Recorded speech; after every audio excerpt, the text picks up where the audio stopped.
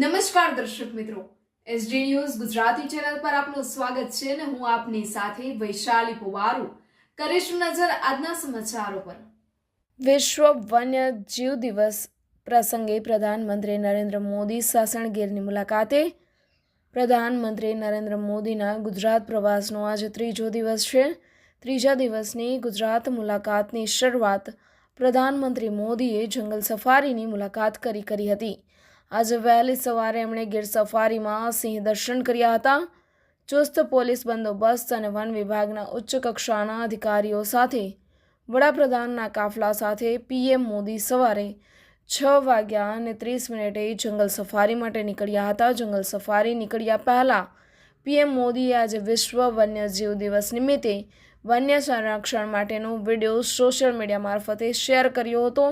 આજે વહેલી સવારે ગીરના સાસણ ખાતે આવેલા ભંભાફોળ નાકાથી જંગલ સફારી પ્રવેશ પ્રધાનમંત્રી મોદીએ કર્યો, જેમાં પીએમ મોદી જંગલ સફારીના રૂટ નંબર 2 ઉપરથી ખુલ્લી જીપ્સીમાં સિંહ દર્શન માટે પહોંચ્યા હતા। સિંહ દર્શન સમયે પ્રધાનમંત્રી મોદી અનોખા અંદાજમાં જોવા મળ્યા હતા। પીએમ મોદી સિંહના સિમ્બોલવાળી કેપ અને સોવિજેર જેકેટ સાથે સિંહ દર્શન કરવા નીકળ્યા હતા। સિંહ દર્શન સમયે પ્રધાનમંત્રી મોદીએ બાળસિંહના માતા સાથે વહાલના ફોટો પણ કેમેરામાં કેદ કર્યા હતા, તો સિંહની અનોખી અદાને કેમેરામાં કેદ કરી હતી।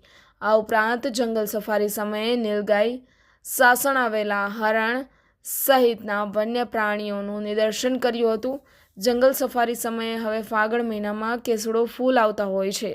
ખુલ્લી જીપ દરમિયાન જંગલ સફારીમાં નીકળેલા પીએમએ કેસુડાના ફૂલ જાણે મન ભરીને નિહાળતા હોય તેવો પણ અંદાજ જોવા મળ્યો હતો।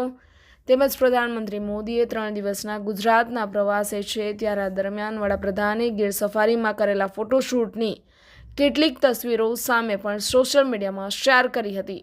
સિંહ દર્શન બાદ હવે વડાપ્રધાન સાસણ સિંહ સદન ખાતે પરત ફર્યા હતા।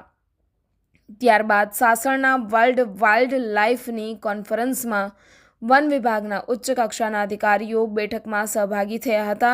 પીએમ નરેન્દ્ર મોદી અધ્યક્ષસ્થાને આજે વિશ્વ વન્યજીવ દિવસના અવસરે સાસણમાં સિંહ સદન ખાતે નેશનલ બોર્ડ ફોર વાઇલ્ડ લાઇફની 7મી બેઠક પૂર્ણ કરીને સાસણની મુલાકાત બાદ વડાપ્રધાન રાજકોટ એરપોર્ટથી દિલ્હી જવાના રવાના થશે।